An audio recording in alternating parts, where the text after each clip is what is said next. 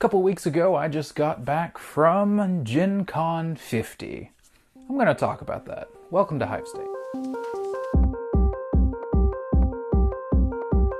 Okay, so I'm going to break this up in a couple different ways. I'm going to start out with just talking about some things I wish I knew and stuff along that line. Then I'm going to get into the haul part of this video and all the goodies I brought back. If you're only interested in the haul part of this, there'll be a timestamp in the description. If I can still do that, I think I can do that. There'll be a thing down there. So first thing I did not know about Gen Con in general is that it's a ticket convention. I've been to quite a few conventions in my life, and this is the first one I've been to that a lot of the panels and things that you want to do, you pre-purchase tickets for through their website. Now, we did end up pre-purchasing a few because I found this out like a week and a half before the con, so a lot of things were already gone.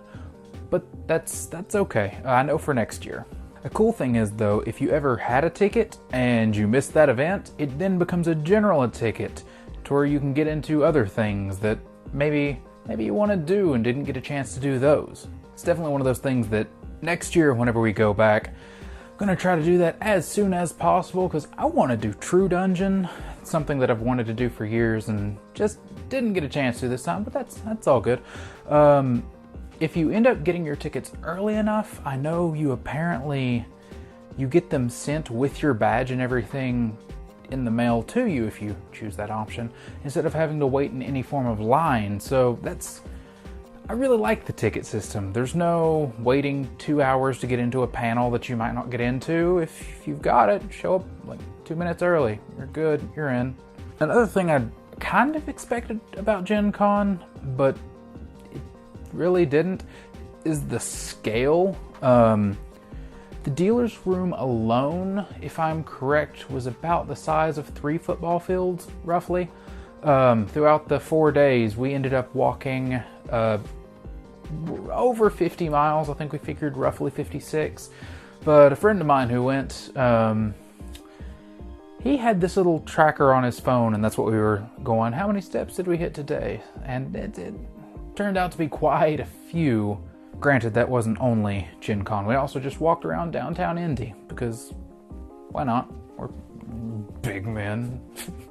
During the walks around the con hall, I did get to meet a few people that I was actually super excited to meet. I got to meet Adam Boots, the creator of Kingdom Death. Really cool dude. Like, he seems like the kind of guy that I would have hung out with in high school, and that's neat.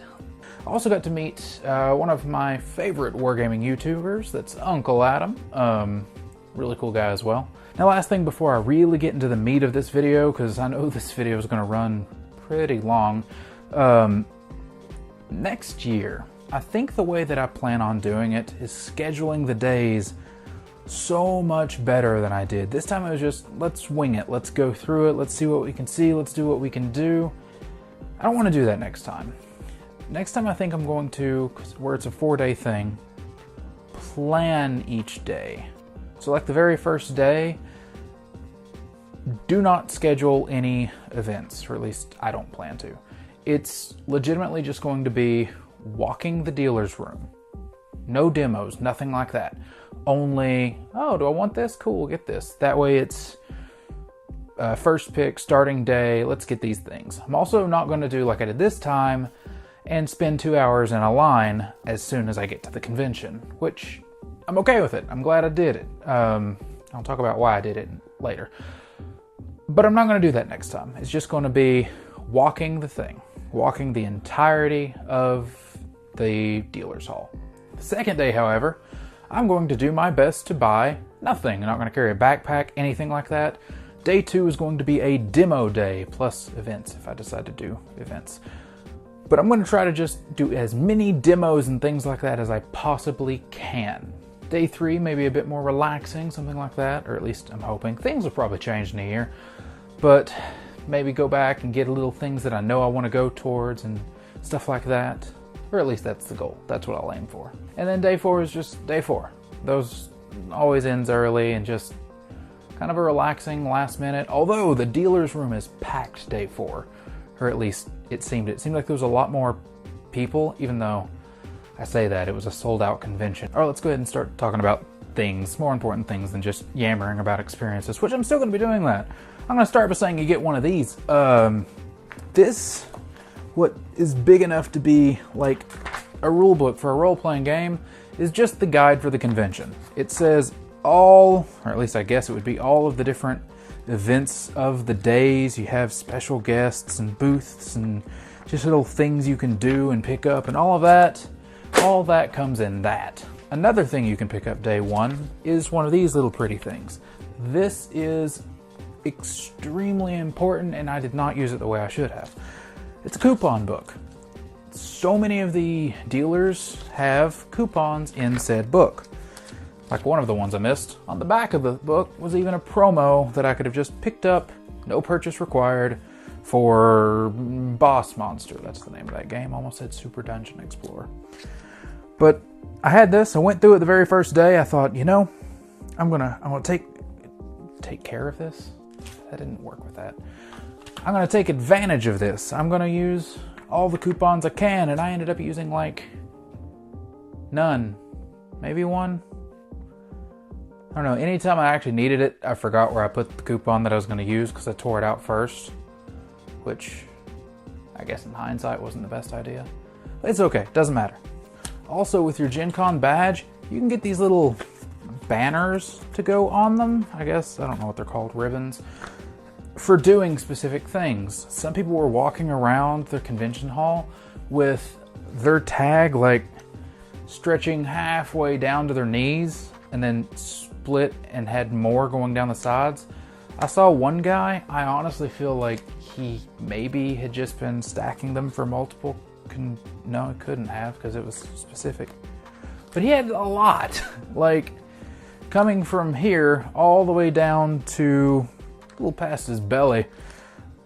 He had it chained, and then he had a second chain, and then he had a third chain of just these little ribbons for doing special things. I just got one. Actually, technically, I got two, but I got it for this game. This game I ended up getting, I'm sure that sounds great. I got this game signed by the creator.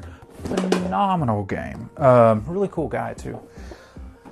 It's a game where you're playing as 4 different kings. It's 2 to 4, but I feel like 4 is its best point. And you're trying to get the, I believe they were called Bloodstones, from the other 3 players. Once you do that, you can aim to get immortality. But while this is happening, flames are slowly circling in around you. Really, really fun game. Back to Gen Con stuff, though. I mean, I guess that was Gen Con stuff, but I mean, like, Gen Con specific stuff. Saw a booth selling this. This is basically a planner for Gen Con 50, which I didn't use it for Gen Con 50 because I expected to use it a different way. It has quite a bit of different things, everything from like events that you want to do. Every game you preview, you can take notes and what mechanics you liked and what the theme of the game was. And then there's a section that's just grid paper if you play in any of the role-playing game stuff. Normal paper just for normal paper things. Really neat book, like the quality. Don't know if I'm going to save it for like logging just any game I play, or if I plan on saving it for Gen Con 51. Another little exclusive I picked up was just one of the Gen Con 50 dice. It's just a D6. Has the logo on the 6 side, or is it the 1 side? Yeah, it's the 1 side. It has the logo on the 1 side, and it's gonna be put on that wall over there. Also, because you can always use playmats, I got a Gen Con 50 playmat. This is one that I just feel like I needed. It's nice. It's one that I'm gonna use quite often because it's not many times you get to go to a 50th convention. In fact, for this, it's the only time anyone would go to a 50th, because you can't have a number twice, really. The last thing I got that are technically Gen Con related are more paintbrushes. Some of them, they say Gen Con on them, It's, or do they say Gen Con 50? And they're Kolinsky Sable brushes. Now, I like my brushes. The ones that I currently use are a Kolinsky Series 7. But I wanted to try the feel of these. They're really neat brushes. They unclick and then they flip and then you can put them back together. So the brush tips stay safe. Also, some of the brushes I got were like this plastic brush for detailing. I'm kind of looking forward to trying that out. Next thing on my little stack of stuff is a little magazine for the Exodus trading card game. I got it because it had a promo in it, and because I just kind of wanted to give it a read. It's a smaller company, and they're doing really well for themselves with the game that they currently have. Now, talking about that game, it's one that I've honestly kind of avoided for the longest time, for the sole fact that when it first launched, some of the things I watched I wasn't super impressed with. Because whenever you buy a booster pack, often only one card out of that has an ability. And I didn't want a pack of 5 cards whenever 4 of the 5 were vanilla. But after reading through it and looking into it more, I get why they did what they did, and it's super interesting. In saying that, I finally picked up 2 of the newer starter sets, and kind of wish I would have picked it up a little sooner. But what can you do? They were also giving out a couple promos for that game, which, of course, I also picked up. Taking a step back, there's also a lot of free stuff at Gen Con, which I kind of expected, but not really. As soon as I walked in the door, I got handed one of these. It's just a Cool Stuff Inc. bag, so if you buy anything, you've got a bag for it. There is no lack of bags in this convention, that's for absolutely sure. Also picked up a large Kingdom Death bag, because I wanted it. The big one I actually didn't need because what I bought fit in. This little one that also says Kingdom Death and has the little lantern on it. But I wanted it, so I was just kind of asked, hey, can I have a big bag too? And they were just like, yeah, sure. And they put my little bag down in the big bag, and it's a good time. That's actually the thing I waited 2 hours in the line for as soon as I got to Gen Con, which, like I said, I'm okay with it. It was an experience I'm happy I had. Next on my little list of things I got was this little rulebook. This was actually also a free thing. Technically wasn't, but it's for a game called Drop Zone Commander. It released a few years ago, I'm not sure about how many. This is 2013 on the back. They're coming out with a new edition, so after talking with one of the guys, they said that they were just giving away the old rulebook, because not much will be changing, and I mean, people's gonna want the current rulebook for a game, so this probably wouldn't sell as well on their part anyway after that. Also from the same people, I got, well, this is just a rulebook. This is Dropfleet Commander. This is actually something that a friend and mine. This is something a friend and I got into. They ended up having a starter kit that was 2 factions, a rulebook, and a bunch of little bits. We did the demo for this, and it was one of those that as soon as we got done with the demo, we went, well, we're sold. Really, really, really good game. It's space combat, and the last game I was talking about can actually be kind of played with it. They've made it to where whenever you're carrying ships across and dropping people on locations, if there's a battle, you can pause that game, go play the other game, whatever wins is what happens in the first game, and then continue your game. Of course, that's the long way. There's also apparently another way that the games can be played simultaneous, which is also really cool. But this is all I have right now. The box and all of that is currently over at said friend's house. Next thing on the list of table things is Games Workshop stuff. And by stuff, I mean a single book. A guy had this big table set up just with bits upon bits upon bits. I mean tubs full. Found an old Necron Tomb Spider I almost bought, but ended up not. Because I got this though. This is the Shadow War Armageddon book. Ended up getting it for cheaper than Amazon had it, so I actually struck a deal at Gen Con, which is apparently not super common. There's a bunch of free stuff, but a lot of things' prices seem to be higher than most places. Bushido. This is a game that we came across, and the guy who was demoing it, super cool guy, by the way.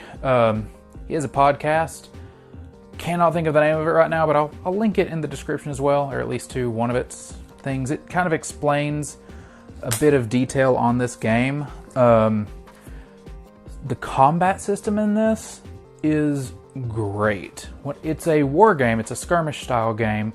It's played on a 2-foot by 2-foot board, which I like that size. It's small scale, but it's good enough to play on a table. But in the combat with it, it's not just, okay, it's my turn. I'm doing all of this combat and you're taking it. Okay, it's your turn. You're doing all that combat and I'm taking that damage. You could have your miniatures die on your turn if you do combat wrong. It's very fluid and it feels like melee combat should feel. Along with that rulebook, I did also get a starter set, which is the Cult of Yuri, because it felt like it'd be what I'd be into. It's the undead in masks, basically. They're apparently super hard to kill. And I bought a Kappa. Kappa has always been one of my favorite, like, Japanese yokai. Just, I don't know, there's something about it that I've always liked. While we're on a miniatures topic, there is a second game that I ended up not getting any of the sets for it for the sole reason that September is whenever it's going to be, I believe they said September, whenever it's going to be relaunched into the new edition. But in saying that, I got this little freebie. They're adding a new faction. Oh, the game is called Wild West Exodus, by the way. And they're apparently adding, like, almost a British faction, I believe. I don't remember the term for it. But they have a bunch of really nice looking models, and they ended up giving me this for free. And they ended up giving me 4 D10 for free, 2 of different colors, which that was random because he just kind of reached in and grabbed them, but they turned out nice. Actually, there's one more thing that's technically miniatures related, so I'll go ahead and I'll talk about it because we're on the topic. That's the Kingdom Death line that I stood in. I got a shirt that looks like this because I don't actually have the shirt with me, so here's a photo of said shirt. And then I got just a couple things that was not some of it was new. I guess it's all new. But I got the Male Sci-Fi Knight and the Detective Twilight Knight white box, so it'll actually have content for the game. And something that I did not need, but I thoroughly wanted, I got the Easter, Summer, and Spring dice sets. I already had the base dice, and I don't expect to really ever use these, but I wanted them, and that's the point of the trip. I've already shown one playmat that I got, but now it's time for a second. This playmat is for, actually, this deck builder right here. It is the Cthulhu, a deck building game. Now, they did something that I think any company should do. They made it to where the playmat will fit in the box. So, I didn't know that when I kickstarted it. The company was there, so now I own the playmat. And I'm a happy camper. And from deck building games over to trading card games, Tess played a new game by Bushiroad, and this one is Dragoborn or Dragoborn or whatever. Really, really good game. I try not to do any not living card games. I love living card games, but any trading card games that are not dead. Living trading card games. Yeah, that's the way we're going to word that. And this one,